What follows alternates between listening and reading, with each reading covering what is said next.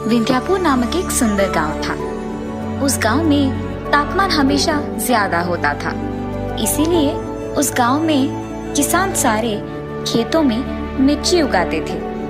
उसी गांव में सुरेश और राधिका नामक पति पत्नी रहते थे। सुरेश उस गांव में कपास और मिर्ची के ही नहीं बल्कि खजूर भी खेतों में उगाता था, और ये वो उसके पिता से सीखा था। वो बहुत लालची था, हमेशा ज्यादा पैसा कमाने की लालच में रहता था, लेकिन उसकी बीवी हमेशा दूसरों की मदद करने में लगी पड़ी थी। जैसे उसके पिता ने सिखाया था, सुरेश खजूर के पेड़ों में हर 6 महीने में एक बार कीटनाशकों का इस्तेमाल करता था। उनकी अच्छा देखभाल करते हुए आए हुए खजूरों को बेचकर उन पैसों से वो खुश रहता था। ऐसे बहुत साल बीत जाते हैं। ऐसे ही एक साल उसे हमेशा से ज्यादा खजूर उसके खेत से मिलते हैं। वो देख वो बहुत खुश होता है और कुछ दिन बाद वो उन खजूर को उसके गांव में बेचने लगता है। खजूर खजूर, मीठे और ताजे खजूर, आइए बाबू आइए, 1 किलो सिर्फ 200 रुपयों में, आइए बाबू आइए। उसके ऐसे जोर जोर से चिल्लाने के बावजूद और कम दाम में खजूर बेचने के बावजूद कोई भी उसके पास नहीं आता है। ये देख वो बहुत निराश होता है और अपने आप में सोचता है, बहुत मेहनत करके मैं इन खजूरों को बेच रहा हूँ। इस साल तो पिछले साल से भी ज्यादा आया है, फिर भी कोई भी मुझसे नहीं खरीद रहा है। मैंने तो दाम भी कम कर दिया है, फिर भी कोई नहीं आ रहा है। न जाने क्यों इस सोच में पड़ जाता है। अरे हाँ, मैं अपने खजूर को सिर्फ गांव में बेच रहा हूँ, इसीलिए मुझे बहुत कम पैसे मिल रहे हैं, पर अगर मैं इन खजूरों को निर्यात करूँगा तो मुझे और पैसे मिलेंगे। और इतना ही नहीं, इस साल तो खजूर मुझे बहुत मिले हैं, तो मेरा और भी लाभ हो पाएगा। निर्यात करने पर मुझे बहुत सारे पैसे मिलेंगे। लेकिन अगर मैं एक ही बार में सारे खजूरों को निर्यात कर दूंगा तो मेरे पास कुछ नहीं बचेगा और पैसे भी नहीं मिलेंगे। इसीलिए मैं इनमें से आधे अभी निर्यात करूंगा और बाकी बाद में करूंगा। तब तक मुझे आधे के पैसों को संभाल के रखना होगा। ये फैसला करके वो वही करता है, आधे को निर्यात करके बाकी को उसके पास रख लेता है। ऐसे ही वो साल उन आधे खजूर को बेचकर आए हुए पैसों से बहुत खुश रहता है। इतने में अचानक कोरोना वायरस नामक एक भयानक व्याधि का फैलना शुरू हो जाता है। इसी कारण डॉक्टर सभी ये कह रहे थे कि सभी को बादाम, पिस्ता और खजूर खाने की बहुत जरूरत है। ये सुनने के बाद सुरेश भगवान का बहुत शुक्रिया अदा करता है, क्योंकि उसने उसके बाकी खजूर को बचा के रखे हैं। अरे यार, अगर मुझे पहले ही पता होता कि अचानक इस साल खजूर के दाम बढ़ जाएंगे तो मैं उस आधे खजूर को भी निर्यात ही नहीं करता था, उनको भी यही रख के उन्हें बहुत ज्यादा दाम में बेचता था। चलो, जो हो गया सो हो गया, उसके बारे में दुख होकर कोई फायदा नहीं है। अब मेरे पास जो खजूर बचे हैं उन्हें मैं बहुत अच्छे दाम में बेचूंगा। हाँ, ये फैसला करके उसकी सोच के मुताबिक ही बाकी खजूर को वो गांव में ले जाकर बेचने लगता है। खजूर खजूर, ताजे खजूर, मीठे खजूर, आइए बाबू आइए, 1 किलो का सिर्फ 500 रुपए, आइए बाबू आइए, जल्दी आइए। उसके ऐसे चिल्लाने पर 1 केजी का 500 रुपए होने के बावजूद सारे उसके पास आकर खजूर खरीदने लगते हैं। जब सुरेश की बीवी राधिका को पता चलता है कि सुरेश इतने दाम में खजूर को बेच रहा है, तो वो उसके पास जाती है और ये कहती है, अरे ये क्या जी, आप हमारे गांव वालों को भी दाम इतना बढ़ाकर बेच रहे हैं, ये तो नाइंसाफी है। ऐसे ही चलता रहा तो कोई आपके पास खजूर खरीद नहीं पाएगा। आप ही को सोचकर इसका दाम कम करना होगा ना। राधिका, मुझे किसी की परवाह नहीं है, मुझे सिर्फ पैसे कमाने हैं, पैसे, इसीलिए मैं इसे ज्यादा दाम पे बेच रहा हूँ। ये कह के सुरेश वहाँ से चले जाता है और फिर ऐसे सोचने लगता है, वैसे भी सभी मेरे पास 500 के किलो खरीद रहे हैं, तो क्यों ना मैं दाम बढ़ा दूं, सभी तो आके खरीदेंगे ही ना। ये फैसला करके वो अगले दिन से खजूर को 1 किलो 1000 रुपए में बेचने लगता है। गांव वाले फिर भी उसके पास खजूर खरीदते हैं। ऐसे कुछ ही दिनों में उसके पास मौजूद सारे खजूर वो बेच देता है। आए हुए पैसों से वो बहुत खुश होता है और अगले साल के खेती करने के लिए भी उसके पेड़ों का बहुत अच्छा देखभाल करता है। ऐसे बहुत दिन बीत जाते हैं, लेकिन अगले साल उसके खेत में खजूर को ना उगते देख वो चौंक जाता है। अरे ये क्या, इस साल तो खजूर आए ही नहीं। क्या मैंने कुछ गलती किया है? शायद मैंने ही अपने पेड़ों का ठीक देखभाल नहीं किया होगा।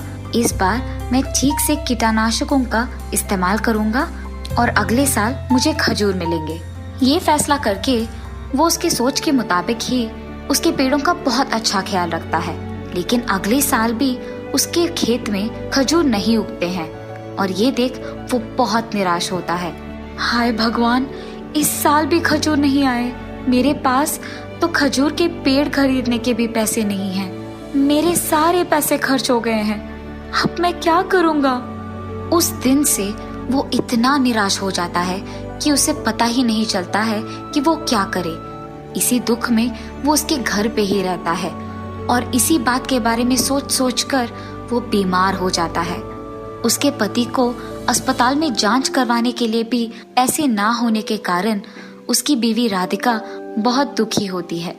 कुछ भी करके मुझे अपने पति का इलाज करवाना होगा और उनका जांच करवाना होगा, मगर मेरे पास कोई भी पैसे नहीं है। मुझे कुछ भी करके पैसे कमाना होगा, लेकिन मैं कौन सा काम करूंगी? मुझे तो सिर्फ मेरे पति के खजूर के पेड़ के बारे में पता है, लेकिन वो पेड़ भी अभी खजूर नहीं दे रहे हैं। ऐसे ही वो सोचते सोचते उसके खेत में खजूर के पेड़ों के बीच चलती रहती है। कुछ देर बाद पैर दुखने के कारण वो एक पेड़ के नीचे बैठ जाती है। मुझे याद है कि ससुर जी ने किसी से कहा है कि खजूर के पेड़ सिर्फ 50 या 60 साल के लिए खजूर देते हैं। शायद इन पेड़ों के उन साल हो गए होंगे, इसीलिए कुछ भी करने के कारण वो खजूर नहीं दे पा रहे हैं।